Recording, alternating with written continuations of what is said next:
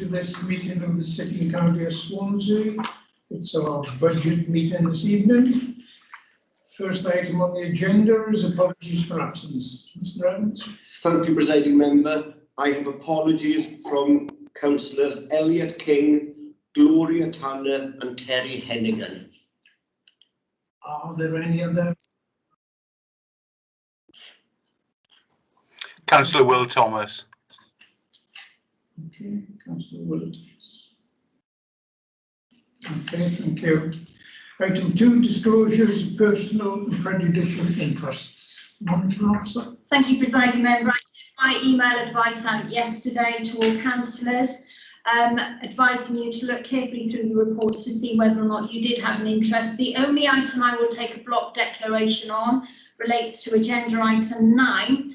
If you're a member of the Port Health Authority or the Fire Authority, I will take a block declaration for a personal interest only. I do consider it only to be a personal interest. So can you please raise your hand icon to declare a personal interest in agenda.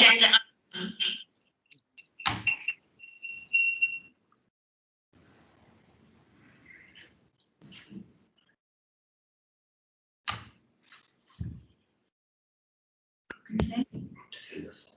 Please, could you repeat what was just said? It was very fuzzy. Can you repeat? Sorry, Councillor Rayner, do you want me to repeat the advice I just gave in relation to the block declaration?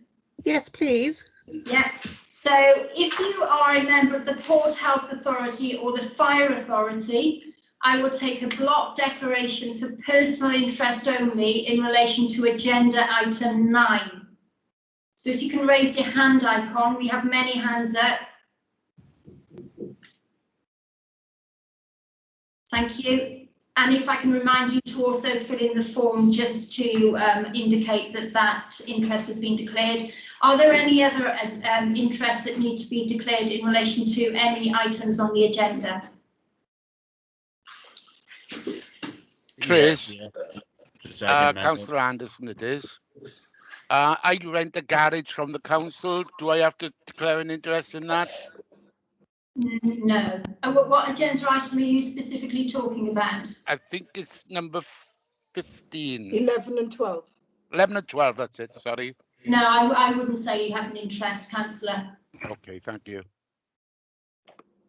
Councillor Stewart? Tracy, and I got an interest in the revenue budget as my daughter works for the authority.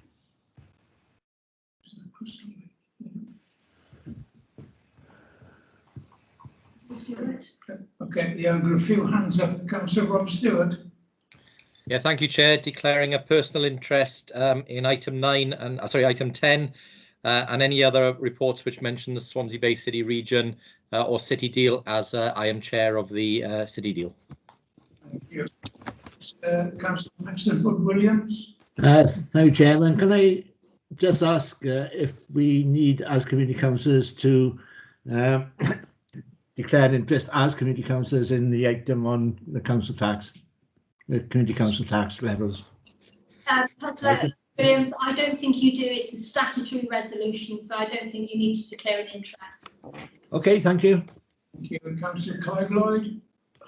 Yeah, thank you, Presiding Member. Yeah, item 9, my mother's receipt is of adult social care, personal prejudicial interest, but I have dispensation from the Standards Committee to stay, speak and vote. Okay, sorry, Councillor Lloyd, can I just point out, I don't think that is a personal and prejudicial interest. At most it will be a personal interest. The dispensation relates to another agenda item, which actually isn't on the agenda anyway. Okay, thanks. Councillor June Burtonshaw. Yeah, Tracy, do I have to declare an interest in item 9 as my sister's granddaughter works for the authority? No, I don't think you need to declare an interest just because you have a family member that works for the authority, actually, Councillor. Councillor Alison Peel. I think Tracy just answered it. Tracy, I know I had dispensation given on Tuesday because my daughter works here, but I don't need to declare if that's the case, is it? Thank you, Councillor Yvonne Jardine. Thanks, Chair. I'm not sure. Sorry. I'm a tenant of the council. I was wondering 11 and 12. Do I declare for that? Sorry, Yvonne, we couldn't hear. Can you? A tenant for the council. So item 11 and 12. Do I declare personal interest? Yes, Councillor, as per my advice, it's personal interest only. Okay, so declaring a personal interest then. Please, Councillor Susan Jones. Thank you. I've already filled a declaration in for item 13 as a community councillor. Perhaps Gareth can rip it up because if I don't need to declare. Thank you. Okay. Item 3 then. Minutes to approve and sign minutes of the previous meeting is the correct page 1 to 10. Page 1 is present. 2, 3, 4, 5, 6, 7. That's one set, and then the other set for the 1st of February, page 8, 9, and 10. Are you happy that they? Move, Chairman. Thank you. Okay.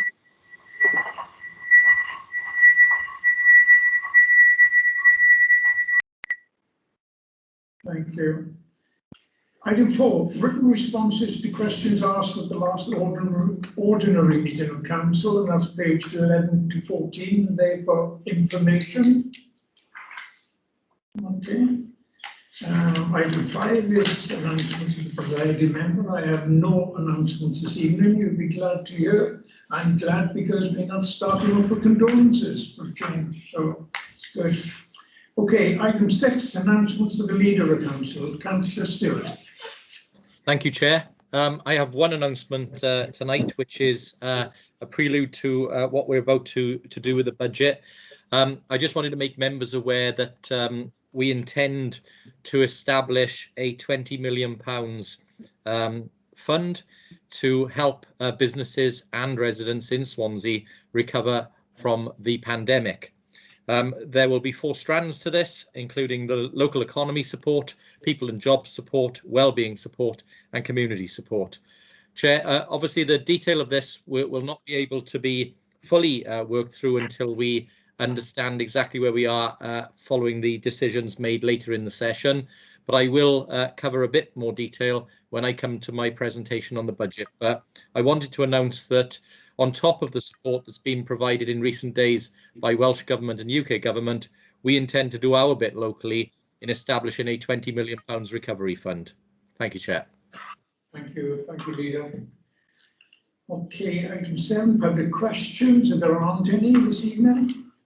Item 8, medium-term financial planning 2022-23 to 2025-26. Now, I'm sure you're aware by now of the procedure follow. We'll have the Section 151 officer, Ben Smith, to give the technical presentation, and then I'll call on councillors to ask any technical questions of Mr. Smith. Then I'll call on the leader of the council to move and Councillor Hopkins to second the resolution. Right, and then it'll be open for debate. The group leaders followed by councillors. Obviously, the right of reply will be to go back then to Councillor Stewart, and then we'll have the vote at the end of that. Okay, I'll explain the procedure for the next part of the agenda following this item. Okay, so item 8, medium-term financial planning, Section 151 officer, Mr. Ben Smith. Ben, please. Thank you, presiding member. Before I go into each of the reports in due course, I will wish to take the opportunity to place on a record my thanks to all members for their support during the year and the support I've had from all of my staff. It is usual for me to reference individuals who've supported me. This year I'm not going to, because literally it'd be a cast of hundreds of finance officers and thousands of colleagues, and I'm sure you've got more than enough else on this agenda for me not to turn it into an Oscars acceptance speech. So if you take it in that vein, please, that I'm incredibly grateful to everyone for what has been a challenging year. I mean, I say Oscars, it could have been the Golden Globes acceptance speech. I was tempted to turn up in my gym jams, but I didn't think I could take it off quite as well as Jodie Foster could in terms of accepting her award. But in terms of the medium-term financial plan, before I go into that, I would equally reflect upon the fact that it's been the busiest of weeks I've ever known. 3 budgets in 1 week, a national one, a Welsh one and our own, and they've not necessarily been in quite the right order. But I think it's appropriate that I recognise that some of the things that are likely to happen are in addition to what you're going to consider today. The flurry of activity means there is likely to be another £35 million worth of NNDR relief, probably at least a £15 million share of the £206 million hardship fund, and a £15 million share of the £200 million business grants fund. I emphasise all of those because none of those are guaranteed at this stage, and they do not derail you from attempting to consider the medium-term financial plan before you, and that's why this item goes first.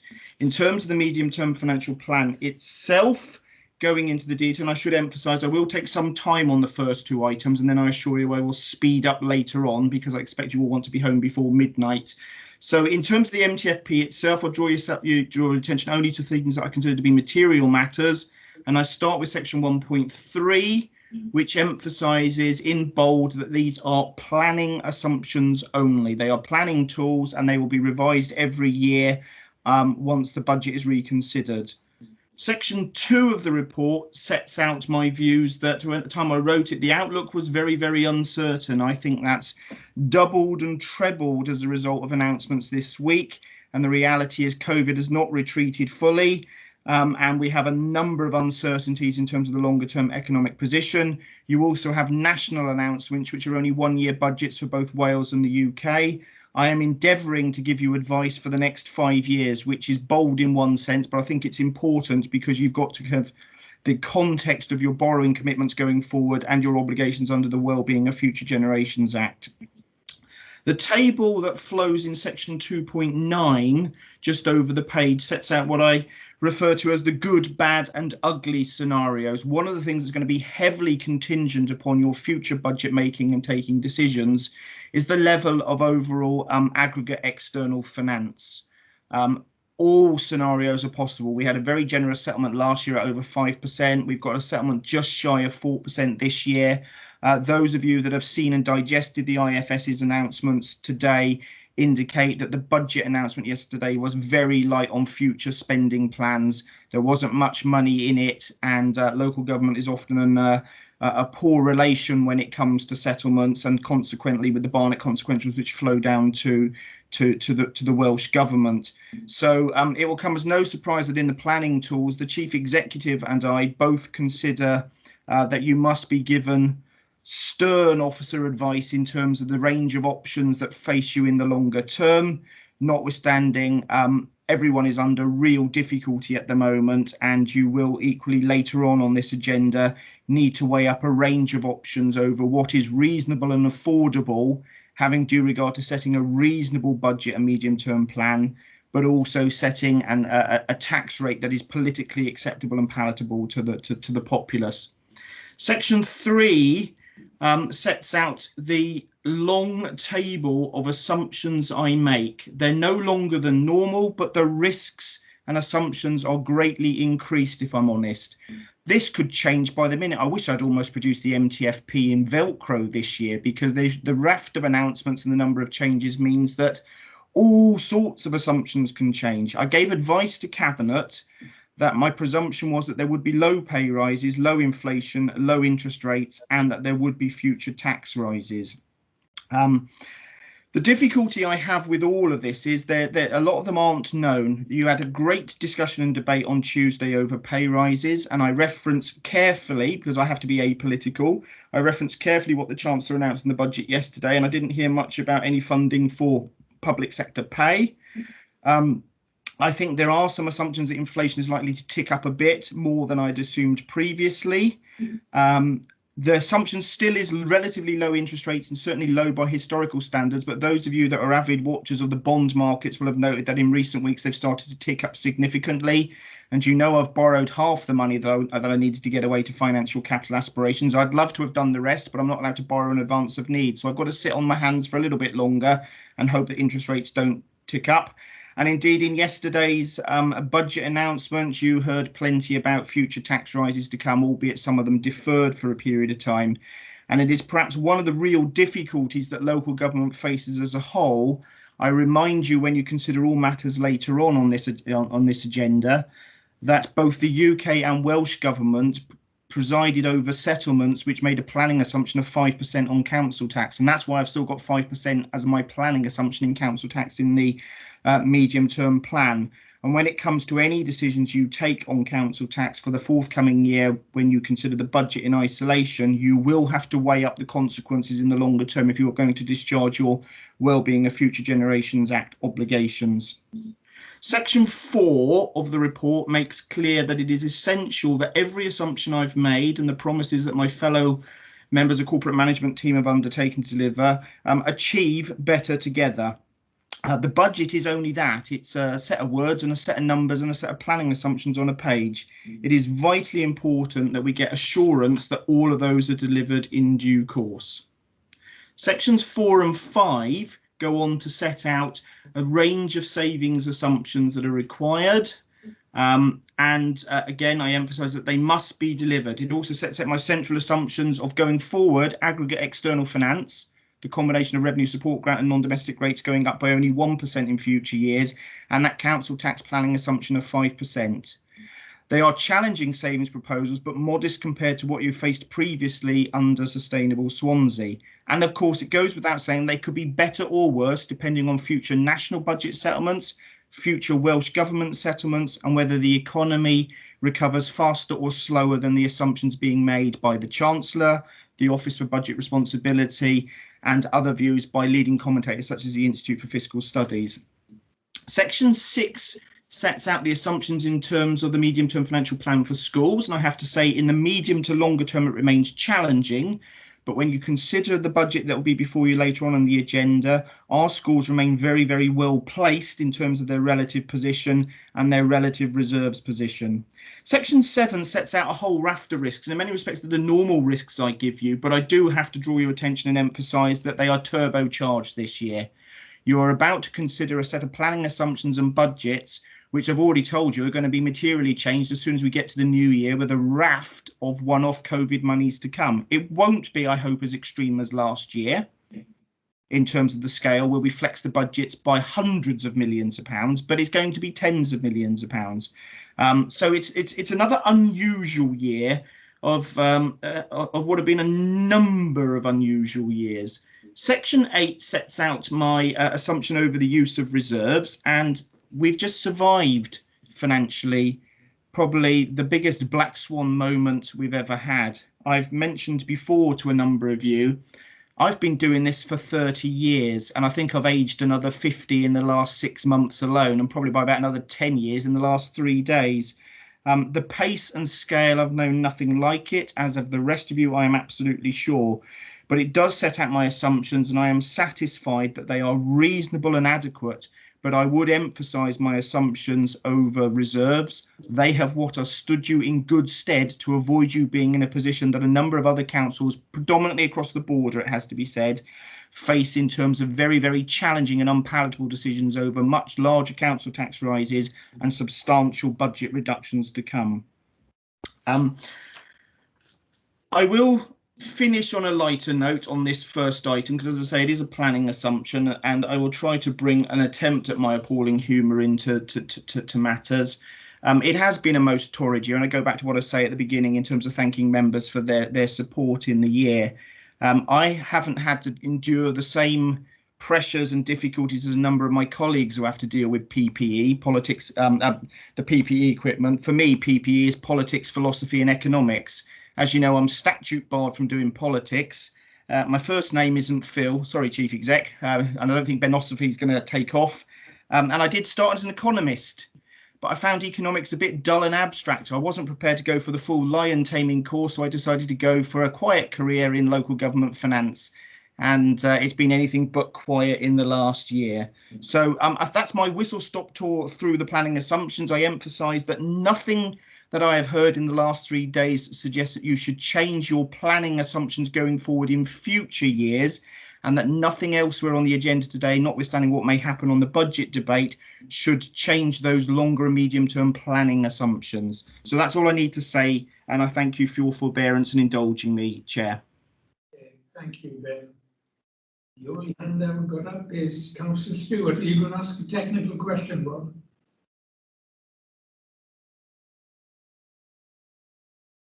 Councillor Stewart? No.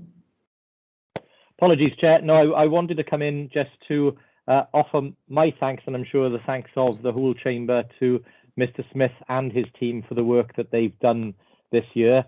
Mr. Smith has, as in unusual fashion, played down a little bit the efforts that he and his colleagues have had to put in. It is a remarkable year, variances of budgets in unprecedented scale, and I share Ben's or Mr. Smith's view that we've never seen a week like the last week in terms of changes to the funding position, both at UK, Welsh and now local level. So very well done to Mr. Smith and his team. I personally want to thank him for the support that he has provided to me as Cabinet member and to the whole of Cabinet in terms of making sure that we get to a point where we can set a balanced budget, and just wanted to place that on record, Chair. Thank you, Leader. Councillor Jeff Jones.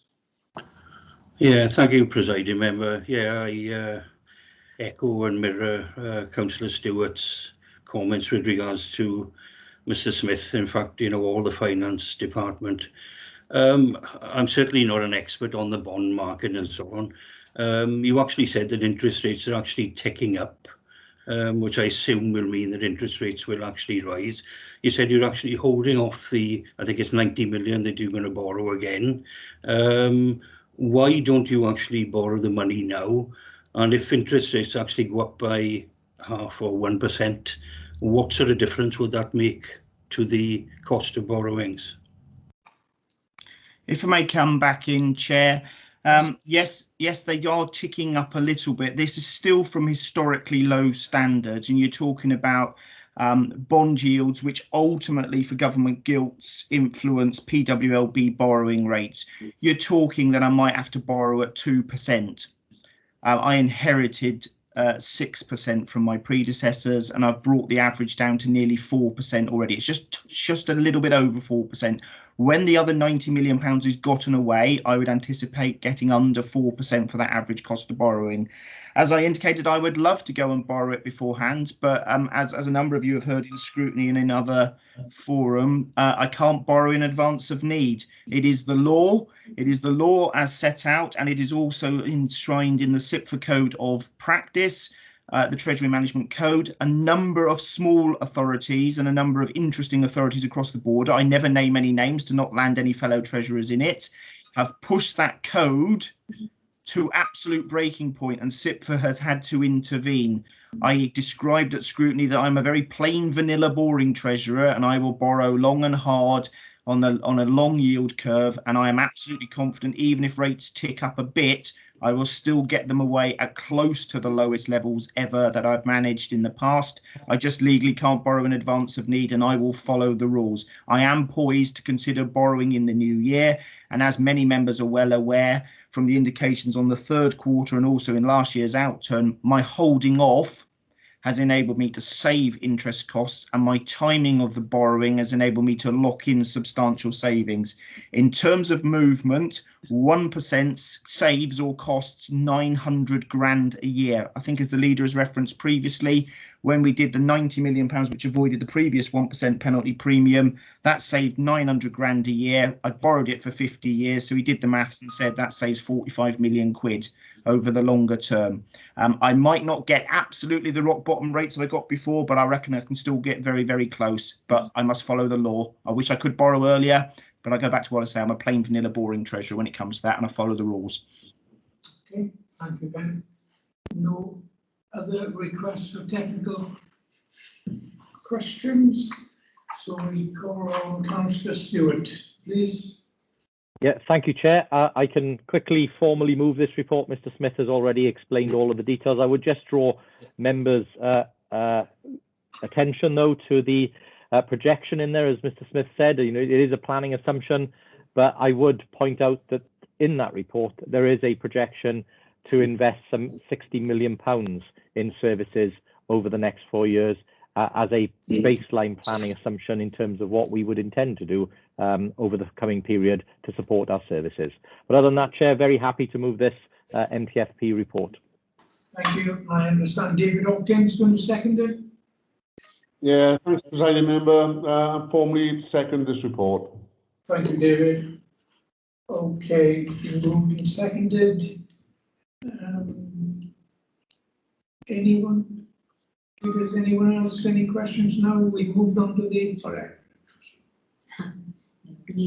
Nobody indicating they want to speak. We go straight to the vote then. Mr. Evans? So. Oh, sorry. Gone again. Nick Davis, did you want to speak? No. No? Okay. Okay, the vote is in front of you. I'll give you a minute to make sure it gets a chance to get to everybody. When I close, just before I close the vote, I'll ensure that'll give you a chance for to take any verbal votes should you have any technical difficulties. But I'll give you a minute first on this.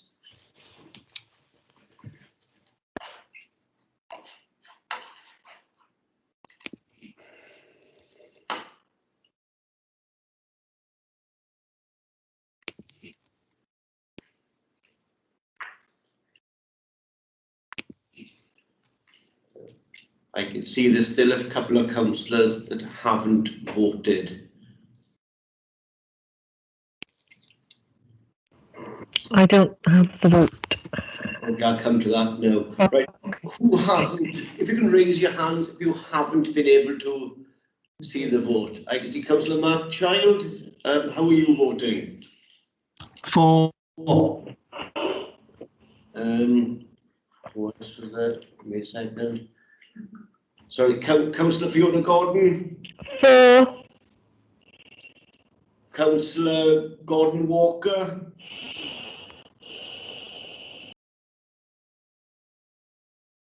Councillor Gordon Walker. That's gone, okay. Councillor Hazel Morris. Councillor Hazel Morris, you're muted. For. And Councillor Walker, I can see your hand going up and down, so I'm not sure. Do you wish to vote verbally? Councillor Walker? No. And Councillor Sullivan, did you wish to vote verbally? Voted. You have voted. Yeah. I can see Councillor Walker, your hands up again. Okay, I'll close the vote there then.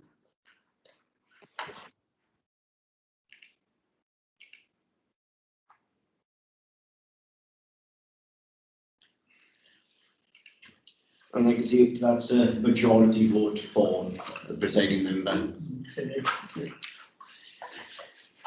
Okay, question, agenda item 9.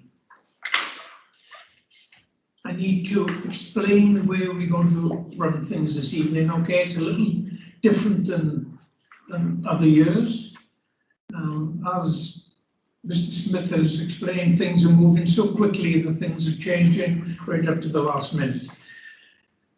I've got 2 budget amendments for this evening that have been received, one from the Labour group and one from the Liberal Democrat / Independent Opposition group. So that we're all clear, the process would be that I will call on the Section 151 officer to give his technical presentation. Councillors will then be called to ask technical questions of the officer. Okay. Then the leader will give his presentation on the basis that this presentation usually covers a number of agenda items. So therefore I will extend the time period as allowed under the Constitution. Okay, it's 5 minutes for each item. We'll then deal with the Labour Group amendment. I understand that this will be moved by Councillor Rob Stewart and seconded by Councillor David Hopkins. I will then open it up to debate or questions and call in on, as usual, the political group leaders followed by other councillors. Once the matter has been fully debated, the Labour Group amendment notice will be put to the vote, and if carried, it becomes the substantive motion. Okay. I will then deal with the Liberal Democrat / Independent Opposition Group amendment on the same basis.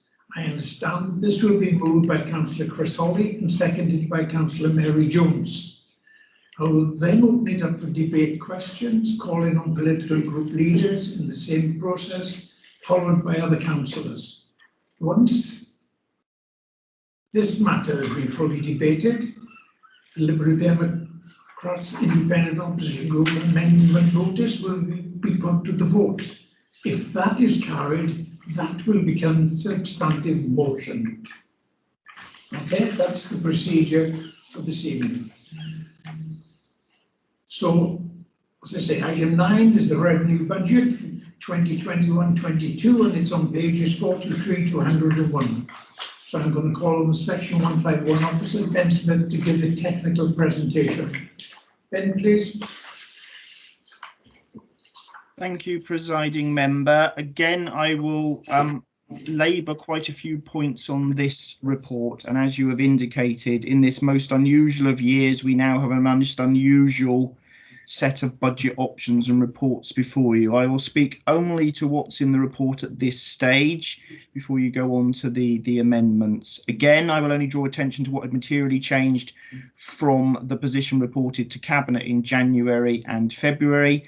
And until of the flurry of activity we've had in the last few days, there was very little to report. I think as scrutiny panel recognised, and as Councillor Holly said when he came to Cabinet, we recognised this year of all years was going to be that movable feast, that living document where things could change right up to the very last minute. And yes, here we are again in this first week of March, where we have had an announcement for a UK budget, a Welsh Government budget, our final settlement, and we've got to bring our own proposals forward. In fact, we're going to try and do something even more technically complicated than either the national governments in the UK or Wales.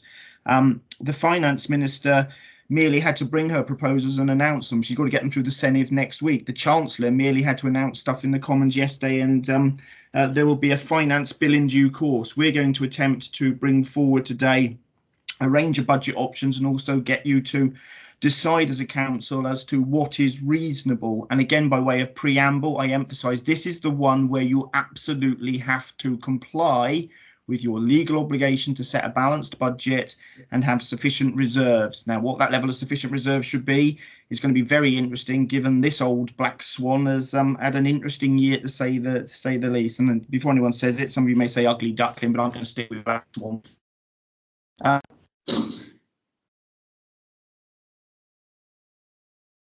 Make you aware of section 1.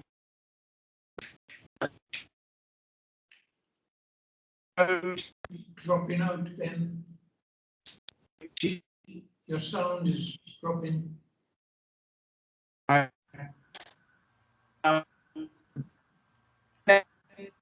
Yeah, Ben, we can't hear anything at the moment, sorry.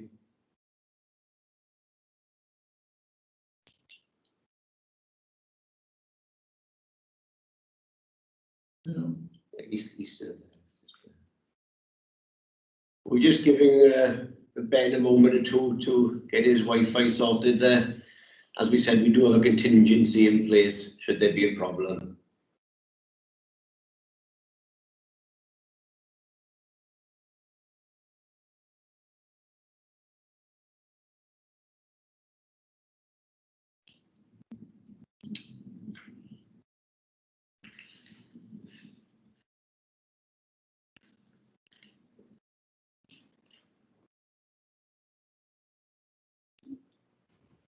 Can you hear me now? Okay. Yeah, do you want to try it again? Yeah.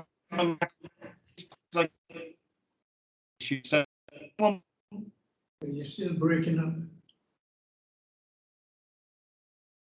Yeah, we seem to have lost you again, Ben. I'm sorry.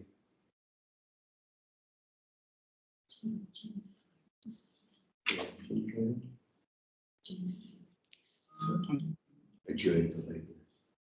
Yeah, can we adjourn for 5 minutes while Mr. Smith tries to sort out? Otherwise, we're going to have to get another officer who is standing by. So it should 5 minutes. You should be able to decide one way or the other. Okay, 5 minutes.